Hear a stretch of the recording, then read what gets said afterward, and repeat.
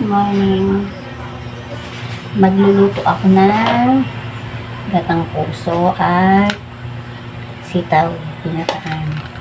Hindi naman yan mag-aaway, diba? Kaya yan ang luluto dito. Kaya pala, para hindi siya masyadong mangitim yung puso, inano ko siya nitong kalamansi. Napanood ko dun yung tips na to sa sa isang vlogger din. Ilalagyan pala siya ng kalamansi or lemon kung anong mga maaasim na nasa inyo na prutas. Yan, para hindi siya mangitim masyado. Saka natin mabahan. Hindi ko siya hiwain ng sobrang liliit kasi gusto ko yung mahawakan siya. Kalahati lang pati ang ilalagay. Kasi yung kalahati ng puso dalaga ko. Kasi nga yung kalahati ng puso na yan dalaga ko at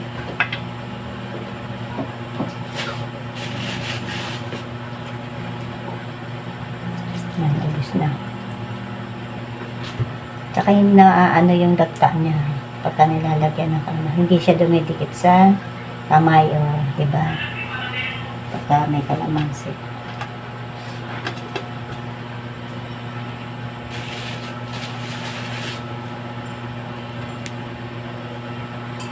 Yan. Nilagyan ko ng plastic kasi madagta nga.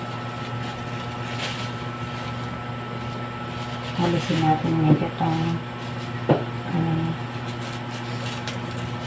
malaki natin.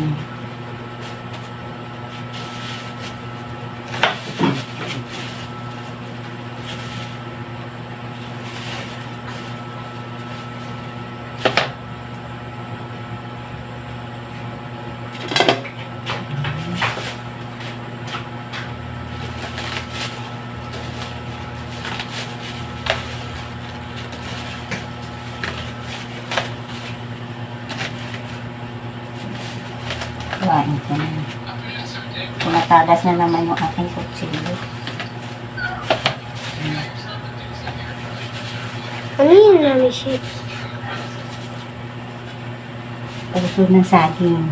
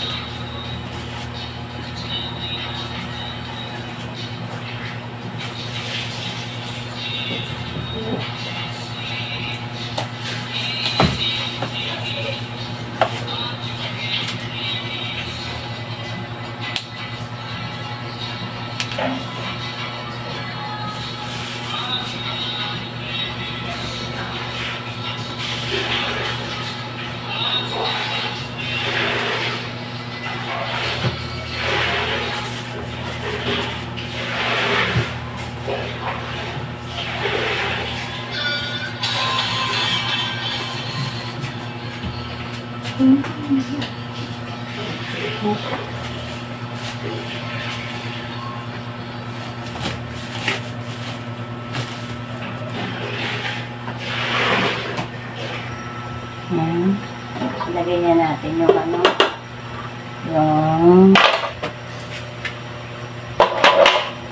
unang gata. Ayan, unang gata. Tapos lalagay ko na yung sibuyas. Lalagay ko na yung sibuyas, bawang, pati itong kalahating cubes.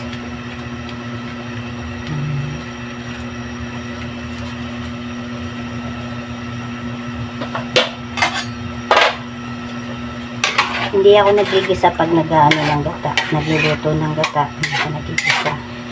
Sinasabay ko na yan dan kasi para hindi mamantika. Tunawin lang natin yan. Tapos maya maya ilalagay na yung una kong ilalagay itong tawag dito, itong ano, puso ng saging. Tayo. Yan, ilalagay ko na yung puso ng saging kasi medyo pangalo na siya. Ilagay ko na.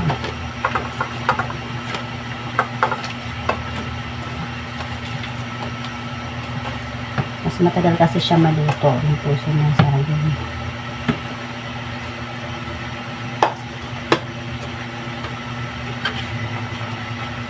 Malalaki yung hiwa ko, diba? Lakihan ko talaga siya. Sinadya kong lakihan.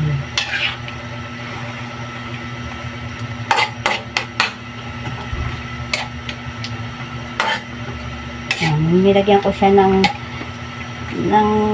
kalamansi. Hindi na nga siya masyadong umitim. Hindi masyado. Pero may itim-itim pa rin siya. Gawa ng laksahan.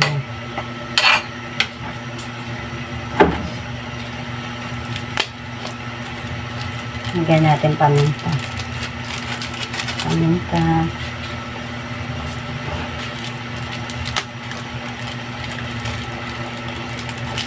Maya-maya, ilalagay natin yung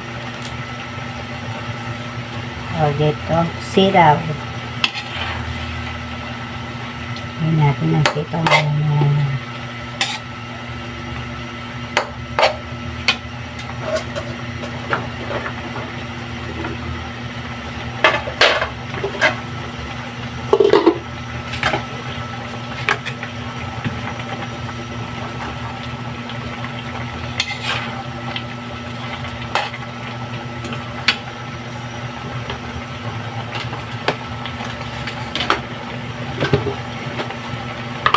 Lagyan natin ang asin.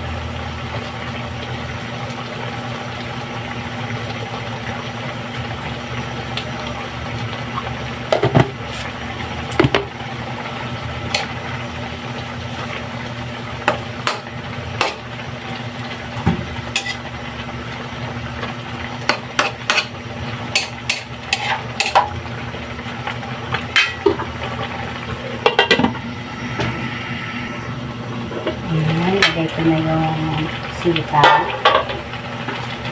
Lagay ko na yung sitaw. Masarap yung sitaw kasi bagong pitas. Fresh na fresh. Nagtira ako ng konti kasi ilalaga ko siya. Sasasay ko sa bagoong isda. Siyempre na sa mga ingay-ingay. Siyempre, mga napis.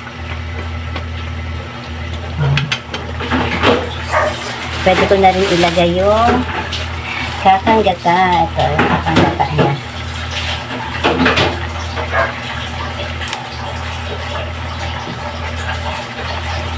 Ayan.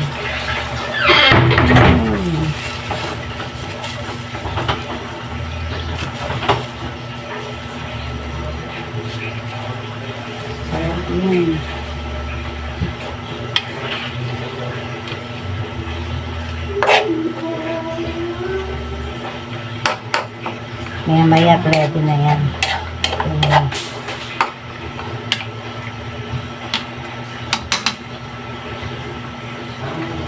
Malapin yung sabaw.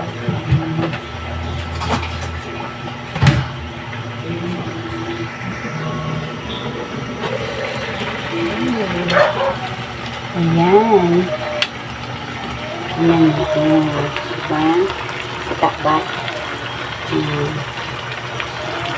Sarap yan. Lutong-luto na yan. Luto na. Pwede na natin ang unin yan. Ay patayin pala. Ayun yung palang apoy. Wala akong sahog na iba. Yung gulay lang kasi may HB yung aking asawa. Wala mo na. Tsaka medyo matabang siya. Hindi ko siya inalatan. May mga kasama kang ng HB, high blood, yan. Gulay-gulay lang at hindi masyadong maalat. Hindi pala matabang. Sa madaling salita, matabang na siya. Bye-bye and babush! Thank you for watching Cherry Papoy's Adventures. Hello! Bye-bye!